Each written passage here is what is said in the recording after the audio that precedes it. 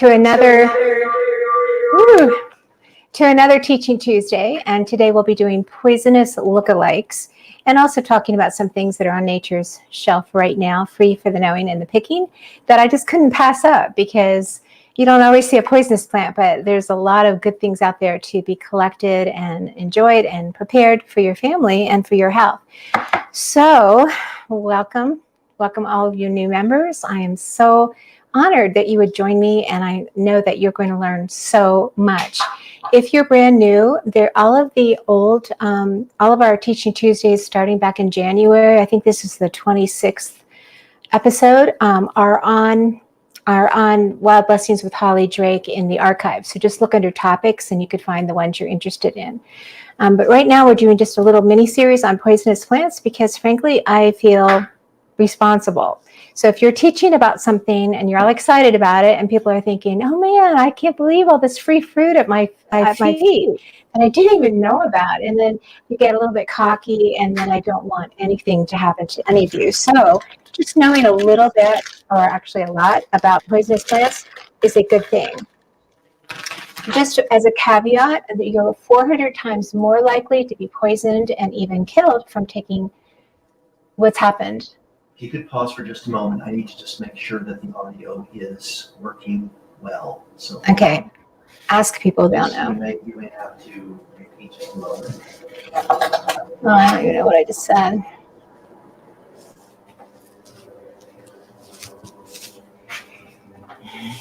Let me get a fork. Are we going to start all over again? Just a minute.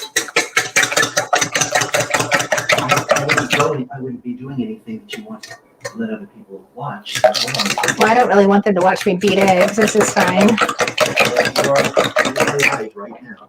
I'm live right now? Yes, you are. I'm just trying to... Just talk to me. Okay, guys, we're having technical difficulties, but I've got confidence in my engineer over here, and so he'll let me know when we can start again. Do I need to repeat anything? Just wait. Okay. Okay.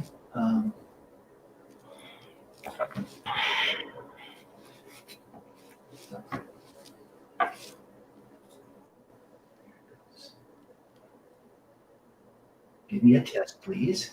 Okay, this is Holly, Teaching Tuesdays on poisonous lookalikes. Give me another test.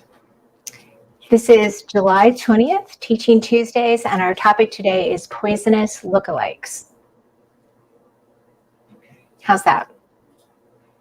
Is it working? Okay. Now you can start. Okay, do I start from the top? Yep. Okay, welcome. I am so glad you're here. I'm glad to be here. I am surrounded by poisonous and edible plants, and I can't wait to talk with you about them and give you some heads up on how to know the difference between plants that look similar but are actually toxic or even deadly. I've been working all week, or actually the last 3 weeks, on a really awesome handout, which is up here. And I'll be putting this on my Patreon account.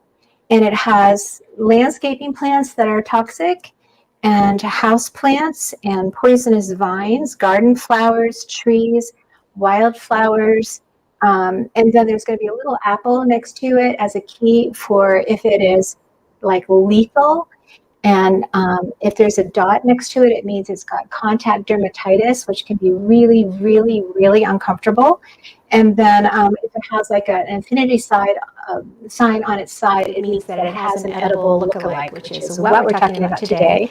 And then the last one is a little cross, and that stands for the Purslane family, which is what I was going to teach on today, because there's so many mysterious and mystical and scary white umbelled plants, which are, some of them are so delicious and delightful, and others are absolutely the most deadly plants on the planet. So I really think that needs an entire class, and so I'm going to put that off till next Tuesday.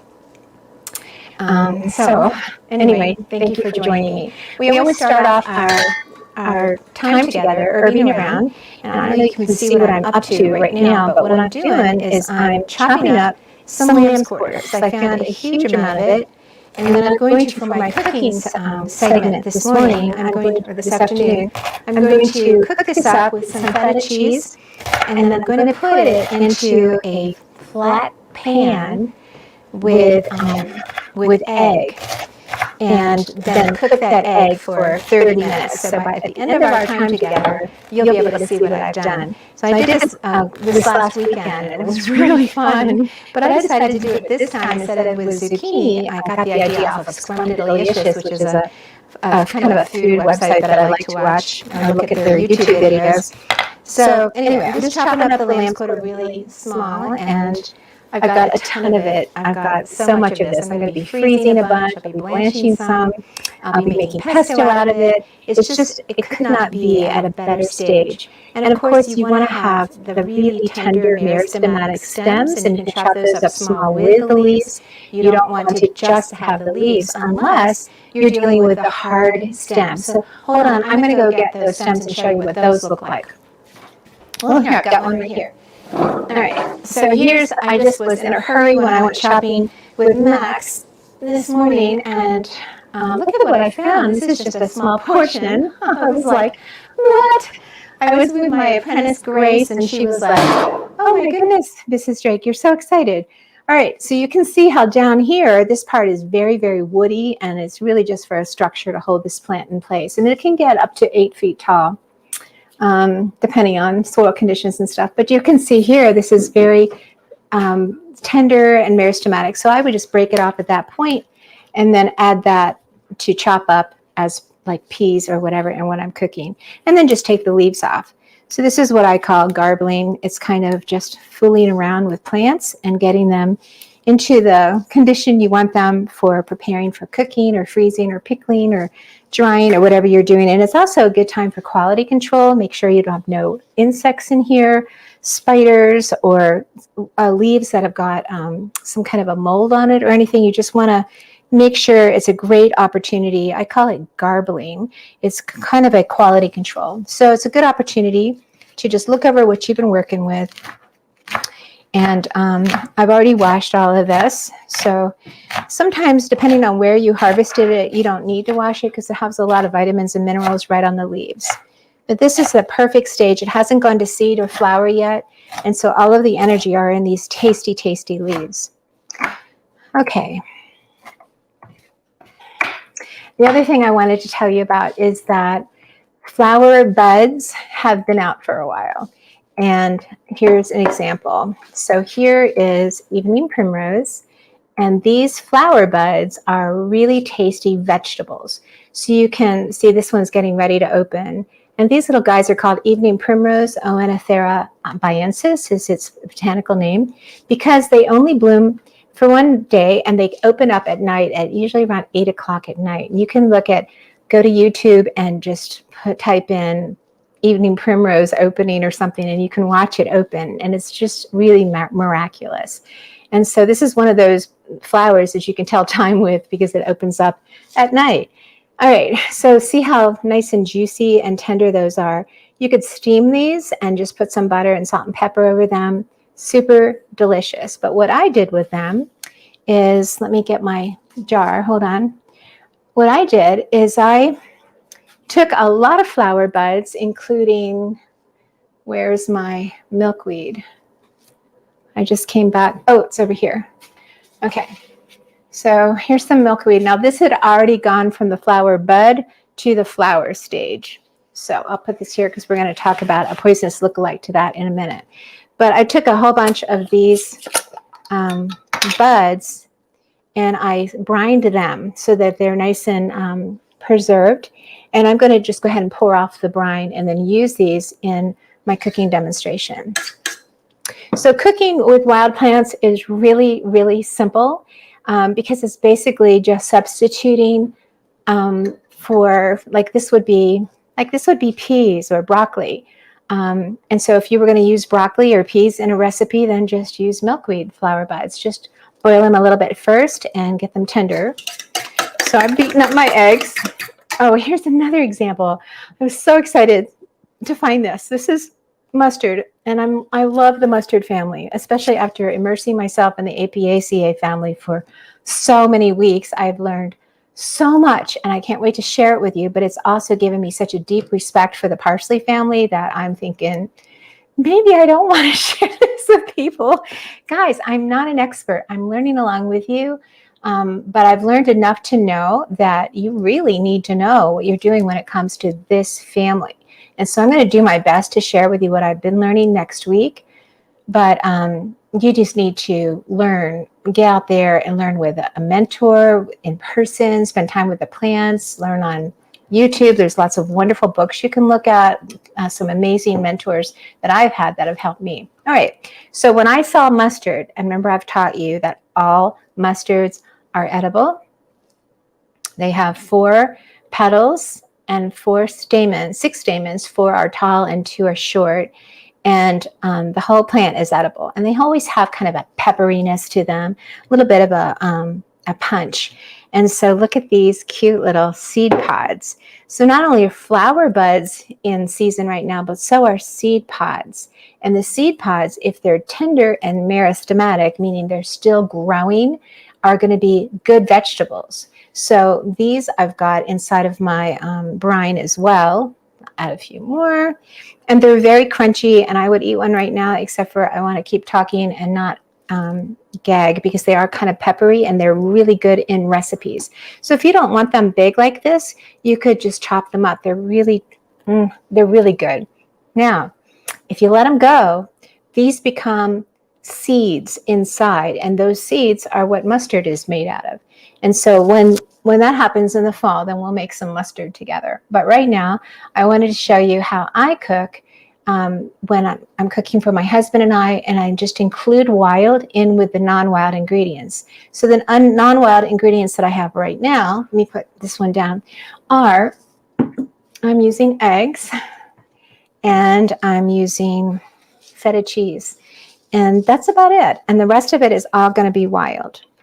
So, all right, let's go over here. Oh, I want to do my drink first. Yeah, okay. So we always have a wild drink first. And today I'm so excited because, guys, I made elderflower champagne about a month ago. Remember when we were learning all about elderflowers and I was doing all these amazing preparations with the elderflower? Well, I made the champagne, and so I was been terrified that it would explode because it just is it's fermenting.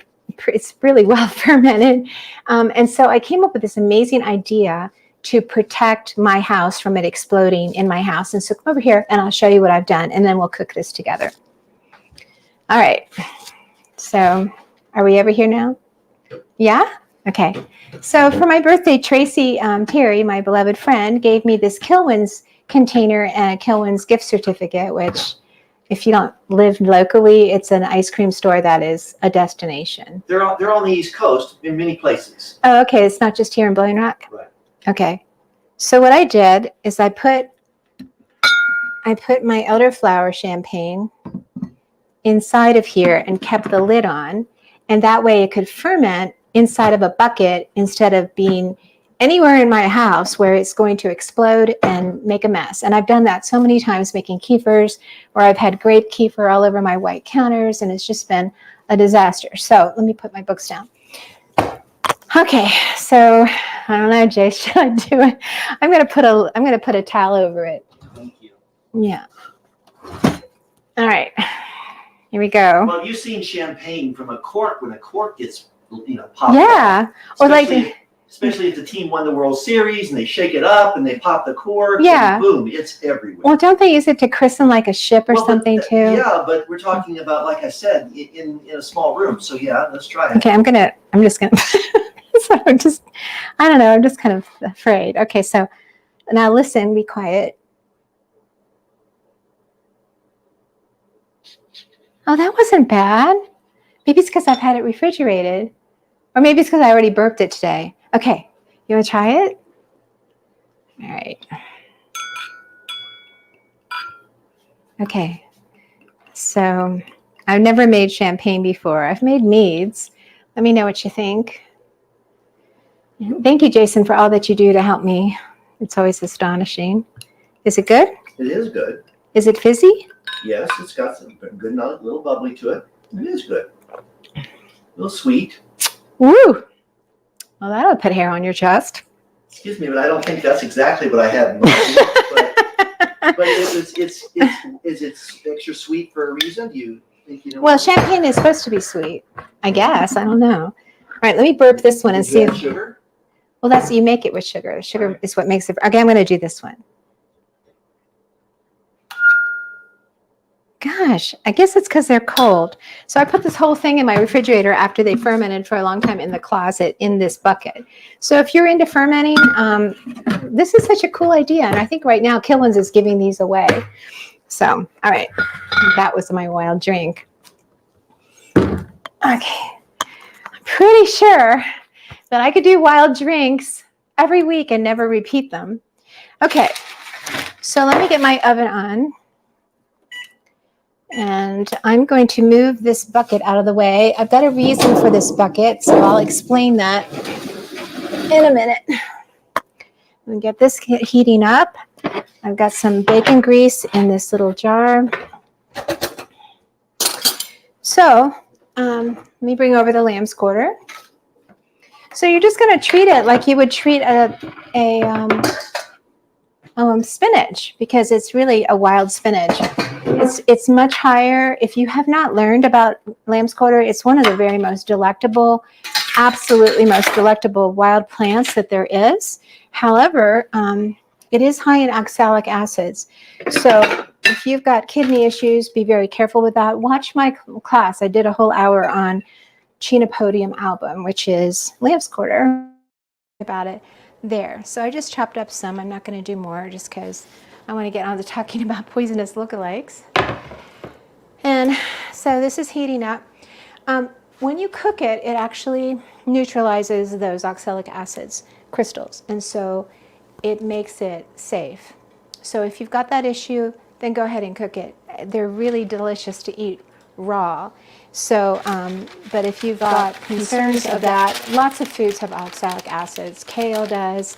So many of them that are really good for us. So you don't want to just kiss off these great plants. Just make sure you boil it or cook it in some way. All right, and I want to get over my little brines. I'm going to just go ahead and drain these off with,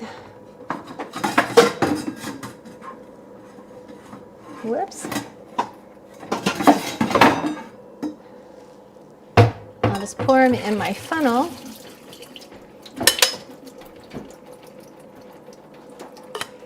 And I'll show you what kind of weird things I have in here. I'm pretty excited. I'll put them on top of here.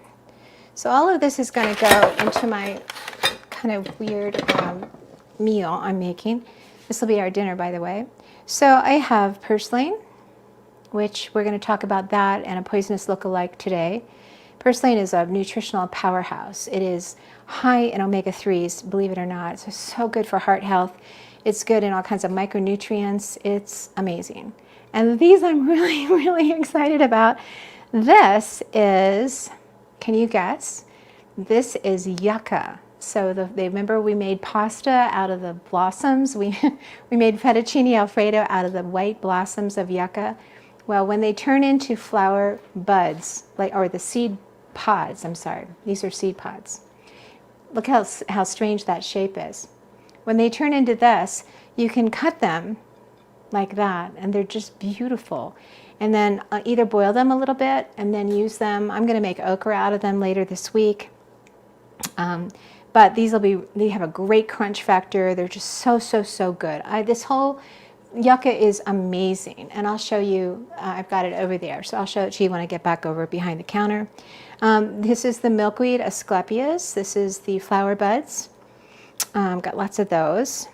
And if you didn't want them as much like this, but I do love the flavor, so I want to keep it together, you could certainly break them off and make them into little peas. This is the very first milkweed seed pod that I have found yet this season, so I went ahead and brined this as well. And these make wonderful okra. They make amazing potatoes, hash browns, and then later on they'll be cheese. What else do I have? I've got some garlic seeds, and you can just break these up so that you don't have the whole bulb or the whole seed head. You just have broken up seeds, and then put this in the compost. And then I have some red clover and mustard, those mustard seed pods right here. So it's going to be awesome. So let me show you what I'm going to do. So I'm going to go ahead and cook up my Lambsquarter real quick. And this is a nice hot pan.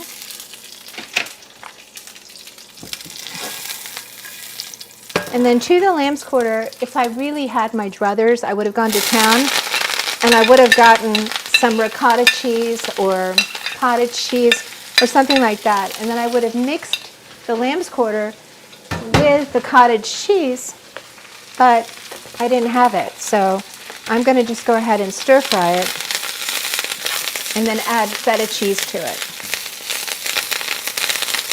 One of the things I love to do with Lambsquarter is to make spanakopita. I call it chinakopita or something from Chinapodium. It's just instead of using spinach, or taropitas, and that's one of Jason's favorite meals. He's Greek, so I cook Greek a lot. I'm just kind of breaking that down and can salt it a little bit. Right here. I'm going to turn that off, and now I'm going to show you what I'm going to do with this. So, this is so weird. I can't believe I'm doing this. I should have one of my apprentices with me. All right, so I'm going to just lay these on the bottom, like this.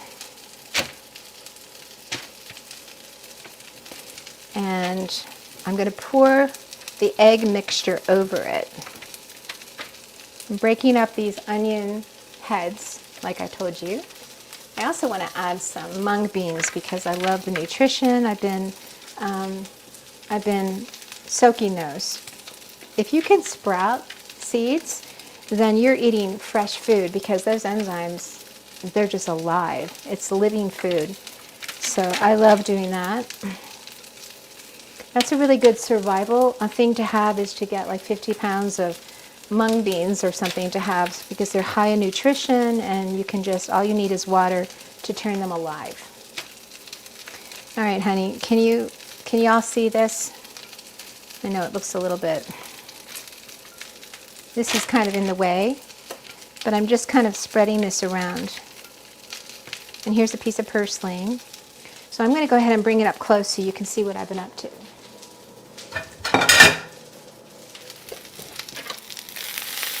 Stir that a little bit. Okay, so that's that. Now I'm going to go ahead. I'm sorry, do it again over there for a moment. Let's Okay. take a look. All right, just to show. Thank you. Okay, all right. So now I'm going to take the eggs and I'm going to just pour it over the whole top.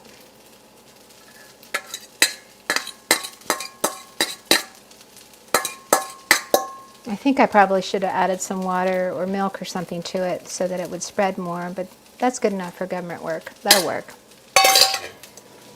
All right. Then to my Lambsquarter, I'm going to go ahead and add this feta cheese. Not all of it, just a couple of good spoonfuls. And then mix that around.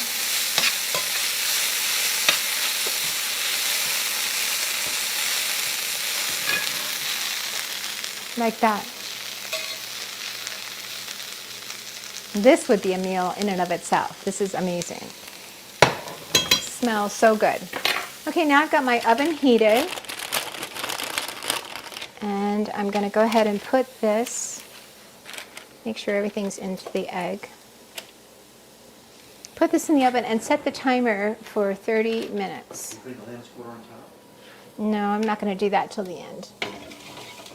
After this is baked, then I'm going to put the Lambsquarter on, roll it up, and stick it in for 5 more minutes just to heat it up.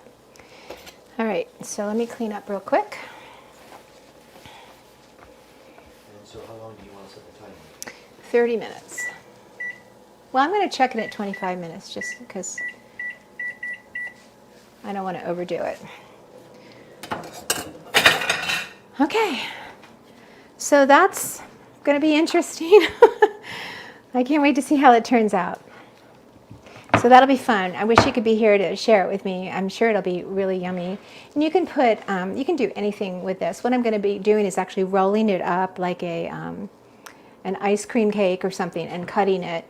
And you can put different sauces over top. I thought it would be really amazing to put like a lemon sauce over top, and I could do that with sumac. There's lots of things that you could do. Or you could do like spaghetti sauce or something, make it more Italian. Just a second.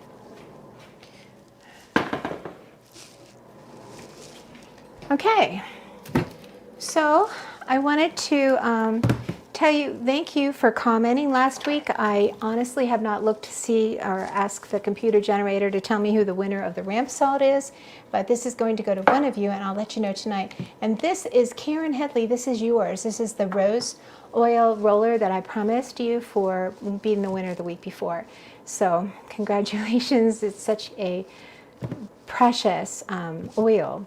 And one of these days, probably in late August or early September, I'll do an entire class on essential oils because they are the immune system of the plant. They're just incredible. And so I've got a friend who's a aromatherapist. She's a clinician with aromatherapy, and she's going to come and blow your mind at what essential oils can do. So I don't care if you're in Daytura or not Daytura, what is it called?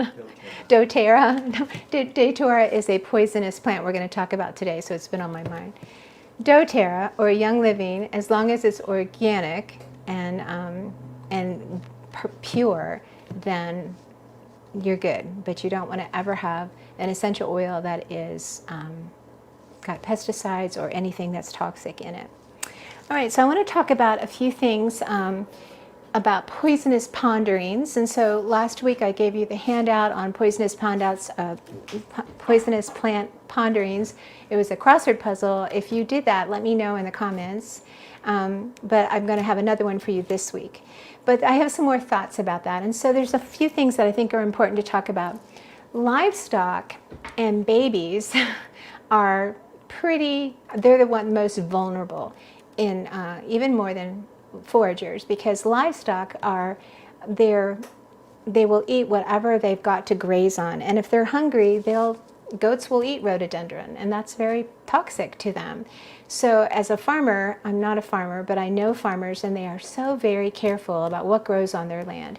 They don't want to have any water hemlock, they don't want any poison hemlock, they don't want any belladonna, they don't want any of these really toxic things. And so it's a constant deal, and you want to make sure that you get the poisonous things out by the root, or at least cut off their seed heads before they go to seed, so that you're not spreading millions of more poisonous plants on your farmland. If it's just your land and you're weed whacking, you have to be very careful too, because if you're weed whacking poison ivy, or you're weed whacking water hemlock or poison hemlock, the oils from those plants can get into your eyes, into your nasal passages. So just wear a hazmat. Make sure that you're wearing protective clothing. So that's huge. But babies, and the reason why I thought about this is because they put everything in their mouth. And I had a little baby over last week, and we had dinner on the front porch, and there was some clematis flowers and leaves that had fallen on my porch, which is another toxic plant. And he was just going around and just putting everything in his mouth. So his mom was just like all over him, and of course I would cleaned off my porch as best as I could. But it's just so important to keep babies away from, well, first of all, just if you have oleander in your property, get rid of any poisonous plants that are nearby where a baby would be. But I do want to say that wild edible plants should be started with children, little ones, because you want them to feel comfortable and to love God's creation. If I were to redo my babies again and have my 4 boys, I would have definitely had them teething on burdock root, because that would have been so good for them nutritionally. It would have helped with the pain in their teeth, in their gums, and it would have been a lot better for them than plastic. So if we're so concerned about what kind of toxins we allow, we should be concerned about what toxins we allow in our bodies, and especially in our families and our little ones, then be careful and look into research what plastic does to our bodies and to our endocrine systems in disrupting our hormones. And so that's just a off-topic point that I thought would be important to bring up. Okay, another point is learning these plants by their leaves is huge because their flowering time that they flower is such a short time. This is poison hemlock. This is the most poisonous plant in North America. And I know this plant by its leaf. And I also know it by its flower, which is right here. And it looks similar to Queen Anne's lace, but really very, very different. But really what you want to see, you want to get to know the leaves. And also the stems. And so we'll be talking about how you can tell the difference in a little bit. But because I know the leaves and the stems, then I can know it all throughout its life cycle, because the leaves are throughout its life cycle, except for in the winter when it dies back into the ground. The roots will be there, but okay. So learning things. Can I interrupt you for a moment, because I'm not sure. In fact, your audience could have seen the water hemlock that you wanted to show, and so I've got a picture I want to show them right now. Oh, you do? Oh, and now they're looking at the water hemlock. Okay. Plant. Would you? Oh, come over and look there. Take a look and see what I'm showing them. So I'm showing them how the water hemlock. Yeah. Is, and it's different than. Well, let me get my glasses on because I can't see. Does it show the leaves very clearly? I think next to it, but I don't know. Well, I'm going to talk about that in detail when I get to that plant. Okay. So what's unusual about this plant, I'll just say it quickly because Jason was interested in having me tell you, is that its venation, which are the leaves, see those veins? Those venation come right into the notch. They don't go to the point of the serrations, it goes between the serrations. And so that is a clear indicator of poison hemlock. And also the purple splotching along the stem is typical of the smooth, hollow stem is typical of the hemlocks, either poison or water hemlock, which are totally different plants. Okay, so just knowing it at all of its stages is important. Find out what plants are on your land that are toxic, and either just respect them and live with them if you don't have little tiny kids, or get rid of them, but do it in a way that you're protected. Let's see, what else did I want to say? Another way to get accidentally poisoned is by harvesting sloppily. So for example, this is a toxic vine, and it was wrapped around my Queen Anne's lace. So what if I had just left it on there and my students just chopped it all up and cooked it for dinner? Well, then this would have accidentally been on an edible plant. So one of the things I do, which is kind of crazy, but I think it's really smart, is when I have my classes and we go foraging together and then we come back and we garble everything up. And I mean, when I forage, I like to do it neatly where I have everything, this Lambsquarter in this container and Purslane in this and plantain in this, et cetera, so that I can be organized. But when I'm with my students, I like to just kind of throw it all into a bucket, or they each have a basket and they get whatever they can. Then they come back, and on my back table, they will separate everything out. So they've got all the plantain together and all of the Lambsquarter together, etc. And I always like to put one poisonous leaf into their basket. And then I always make sure that they find that leaf. But it's so interesting because it kind of awakens you and it makes you very aware that there is danger here and I need to be very careful in my quality control. So I know that might sound a little controversial, but I make sure that it's taken out. Okay, so I'm excited about talking about poisonous lookalikes. It has a lot to do with just being aware and using all of your senses to get off your screens. And how does Robin say that?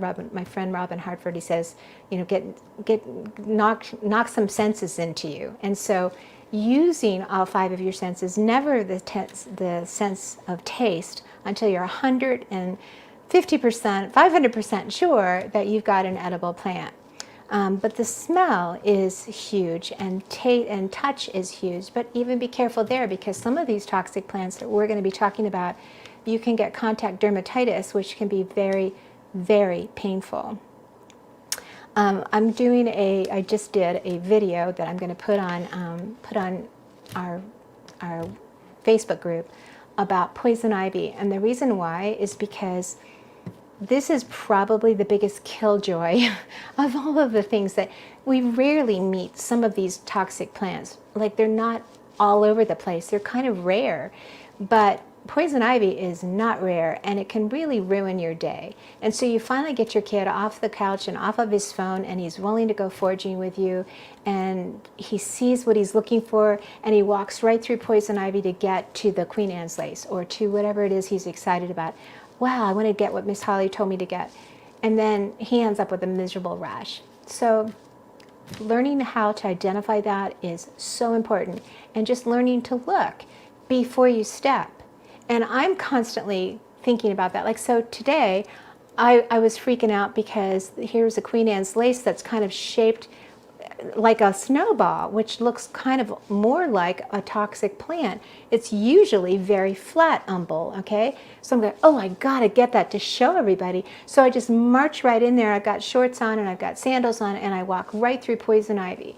So if that happens, don't sweat it. Just have some soap.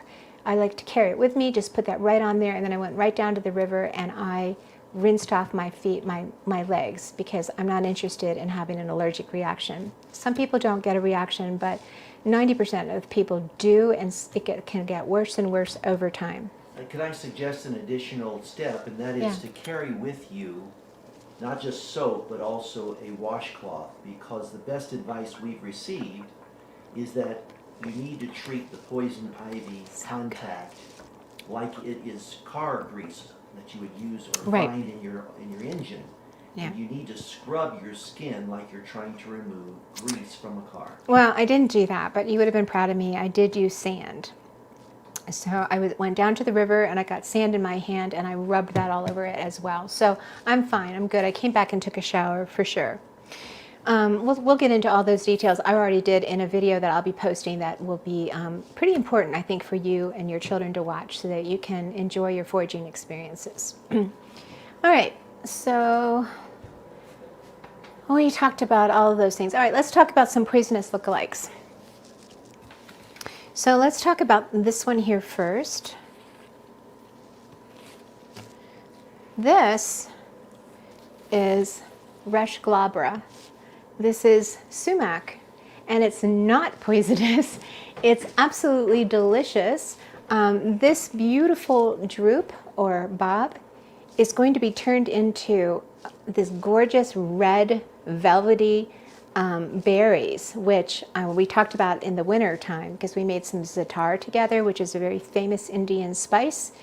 Very lemony and so wonderful and colorful to put into your spices. So how you make it is a whole nother story, but that's down the line because right now these are the flowers. So, but there is a poison sumac, and the poison sumac does not have red bobs. It has white bobs, and they droop down. These stand up straight. It's just this has been out of water, so it's kind of looking sad. So that's important to know. And because I remember when I first heard somebody saying, oh yes, I was harvesting sumac today. I thought, wow, that's poisonous. Well, the poison sumac is not even, it doesn't even look at all like this. I think the leaves are similar. I have a picture that I'll be putting in my slideshow. But this is the flower. And so what do you do with this flower? This is amazing for an eye wash. So you can take this and just put an infusion over it, and then take that water that you let steep for a good 30 minutes or so, let it cool, and then make a fomentation to put over really tired and bruised eyes. Oh, that's the other thing I wanted to tell you. I was kind of freaking out because I've been handling poison hemlock, which is the most poisonous plant on the planet. I mean, in North America. And and sometimes I scratch my eyes. And last night, I felt like someone hit me in the eye with a baseball bat. I mean, just kind of hurt. And so I'm thinking, I wonder if I had touched my eyes or scratched my eyes or something after having handled the plant. And the part of it that is the most toxic is in the root, and it has like this oil that turns orange when it hits oxygen, and that's the most toxic. And so when you're weed whacking and stuff, and you break that up and you get those cell walls and all that oil spewing everywhere, be really, really careful that you are protected and that you don't rub your eyes and you wash off really well afterwards. Okay, so I'm not saying I got that in my eyes, but I can't wait. I'm going to definitely make an infusion out of this. Or I have some elderflower ice cubes that are also good for eyes, because my eye is still even bothering me now. So that's the first one. And then number 2. And this one was so fun last week. Thank you so much, Amy and Ben and Eli and Gideon, for helping me teach last week. You guys are, I wish you could come every week. You are amazing. So this is the Purslane. This is Portulaca oleracea, or I can't pronounce it. Anyway, this is the powerhouse that I was telling you about that has omega-3s in it, and it has the micronutrients and all kinds of amazing vitamins and minerals. It's really the best. And I love making pickles out of it. I love anything just raw in a salad. It's so good. But growing near it is Spurge. Let me see if I can remember how to say its botanical name. Spurge.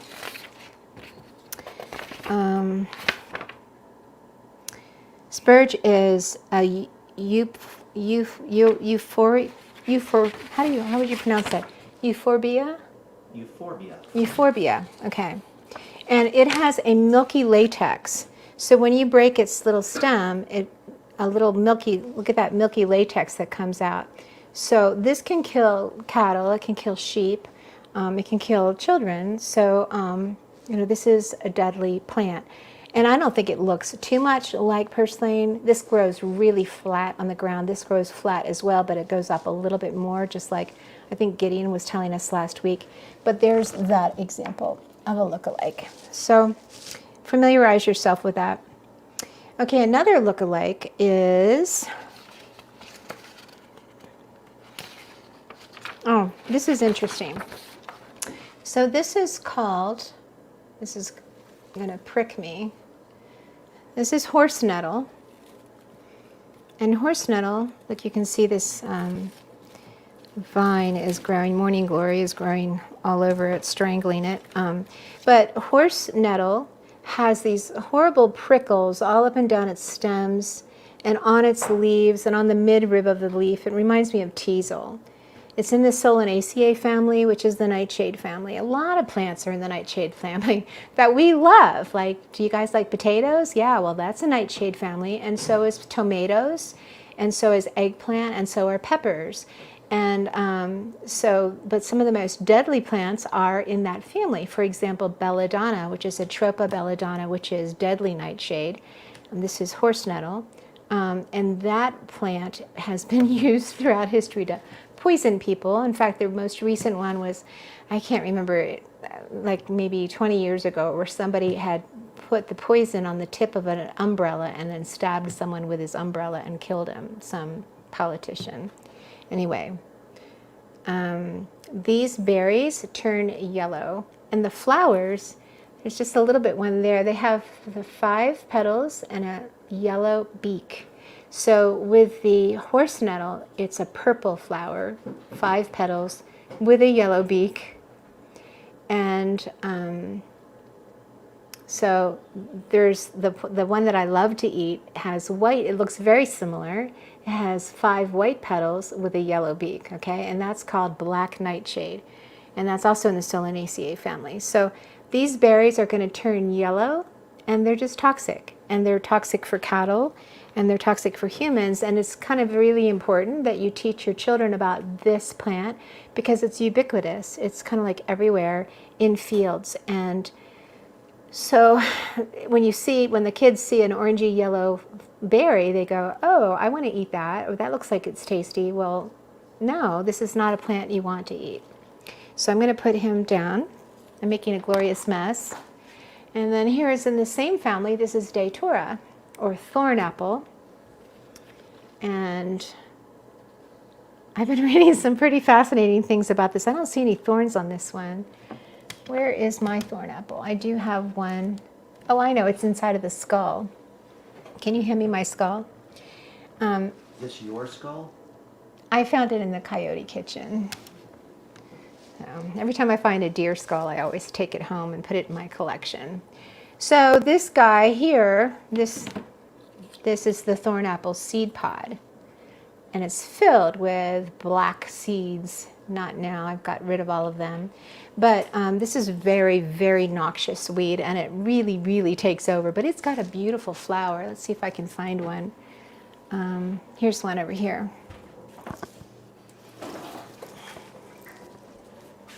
Got all these poisonous plants all around me. Okay, here.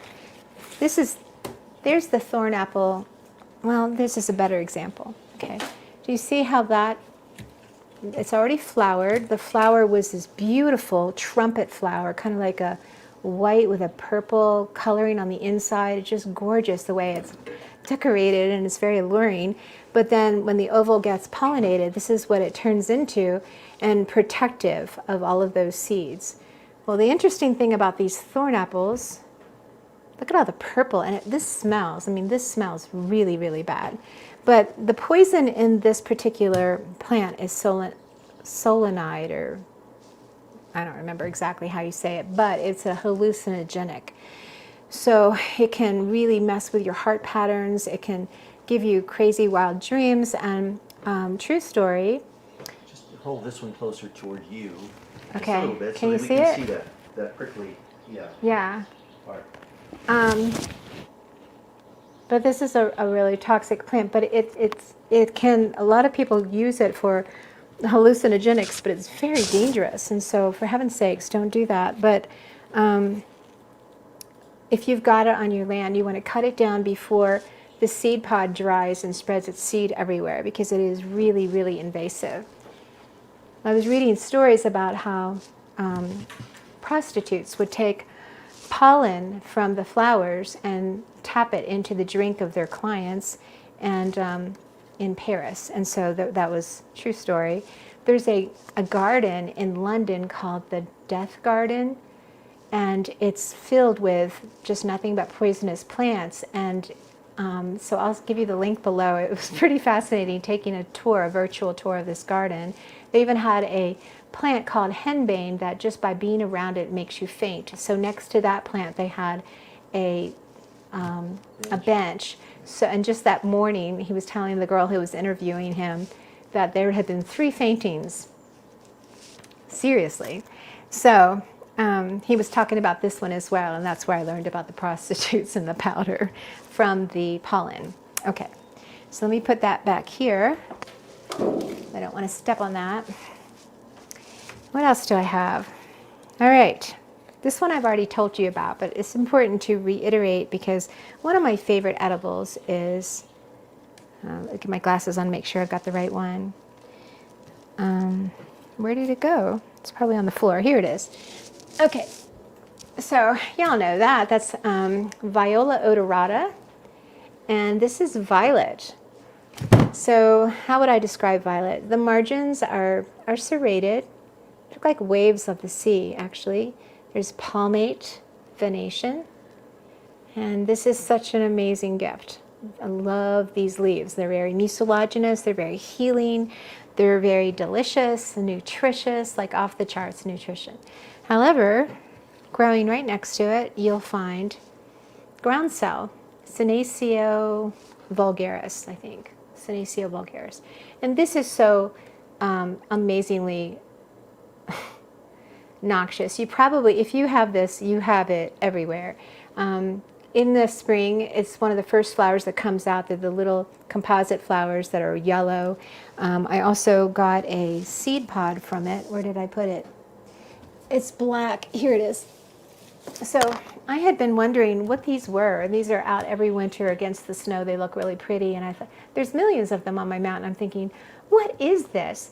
And just this year, after maybe 5 or 6 years of trying to figure this mystery out, I realized it was the groundsel flower seed head. Okay, so the seed heads last a lot longer than the flowers do. This is from last winter. I just got it from the mountain. Anyway, let's talk about this leaf. So the leaf is shaped similar to this, but what do you see the difference? Do you see a difference there? Do you see how pointed the violet is and how rounded the groundsel leaf is? And do you see, yes, it does have a little bit of a heart shape down here. Just I'll check that in a second. But it also has scalloped edges, really, really scalloped, like almost you use scalloped scissors to go around them. This is really bad. And so if you've got this, get rid of it. You don't want your cows to eat it or your livestock or your dog or whatever. It causes irreversible liver damage. So groundsel, they're pretty little yellow flowers. Jason's going, why are you getting rid of those? I mean, I spent days getting rid of all the groundsel I could possibly get rid of. All right, I'm going to go over and check out what's happening with my food and see if it's cooked.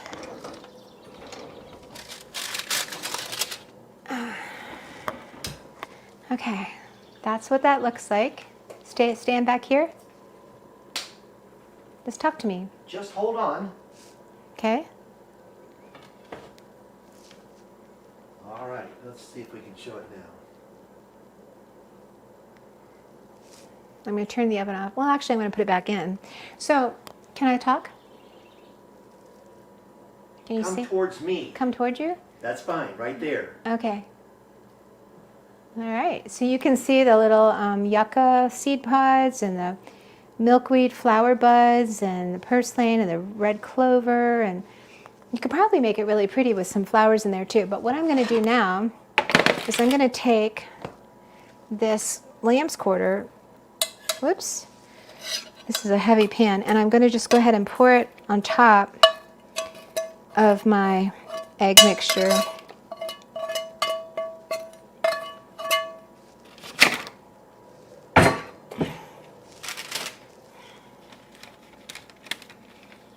Can y'all see? No, you're going to need to bring it back over this way so we can see when you're finished. Okay.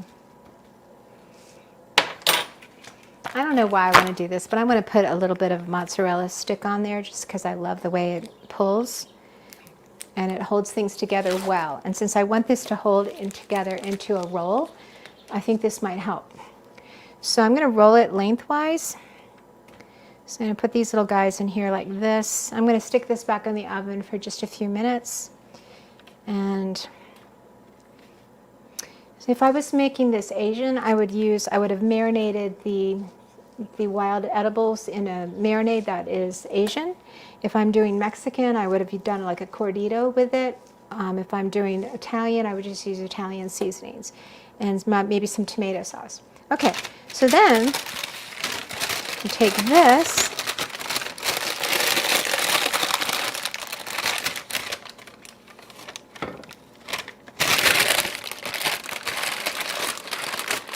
that's hot. And you roll it until it's completely rolled. Like that. And I'm going to stick it back in the oven for just a few minutes.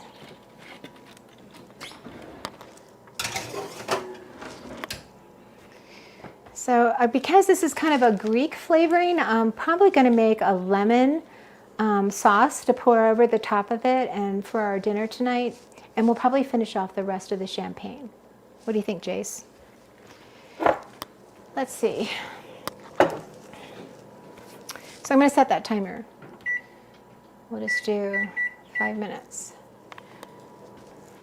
Okay, so we talked about groundsel and violet, purslane and spurge.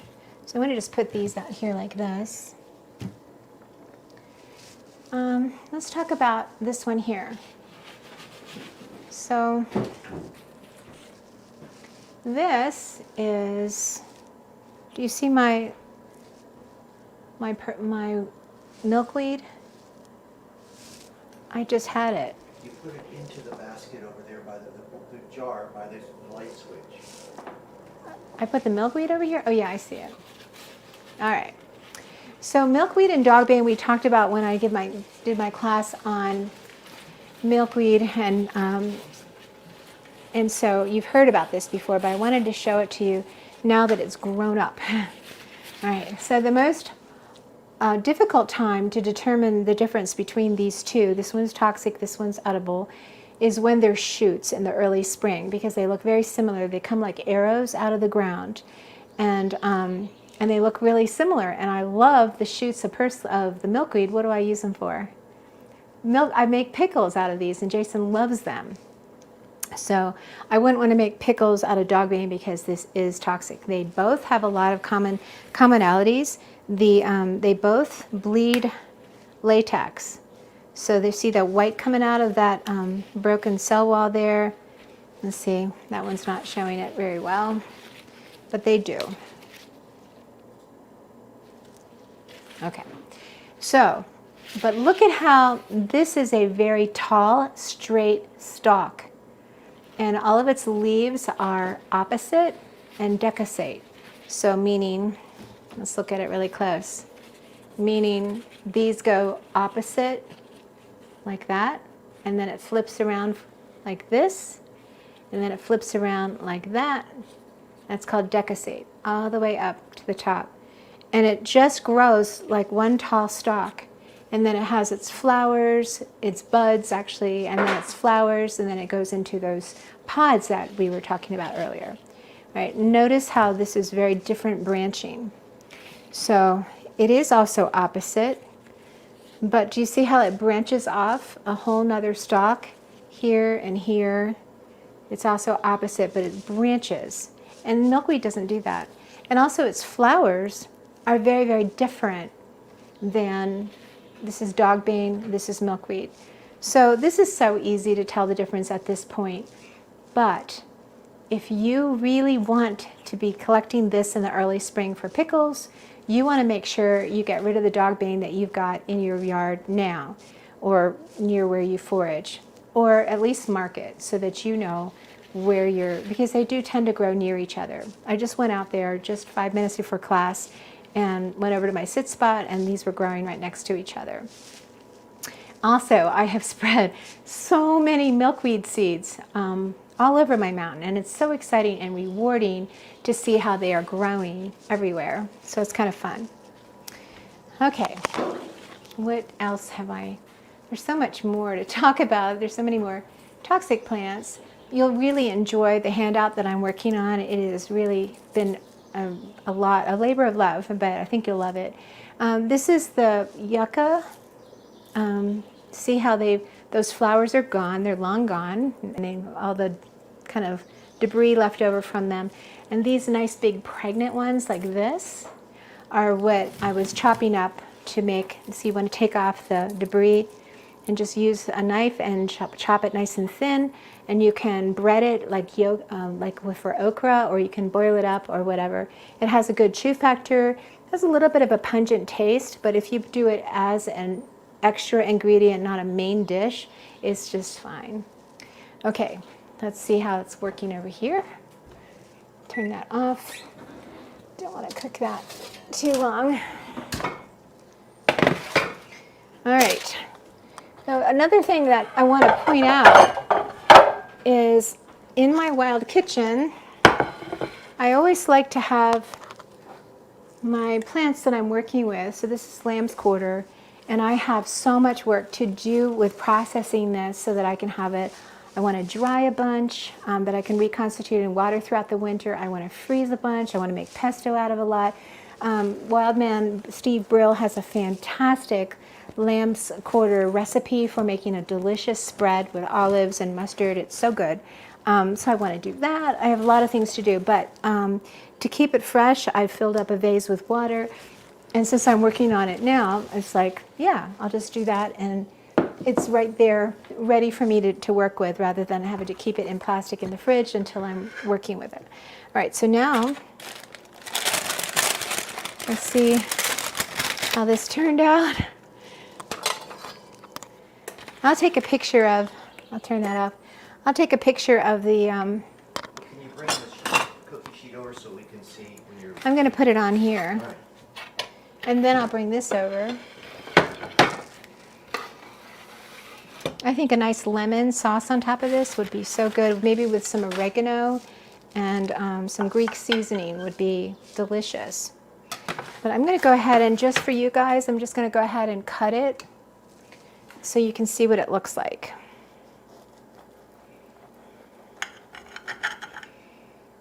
Like I said, I got this recipe from Scrumdiddlyicious, and they did it with zucchini, and I thought, well, I'll try that, which I did, and it was delicious.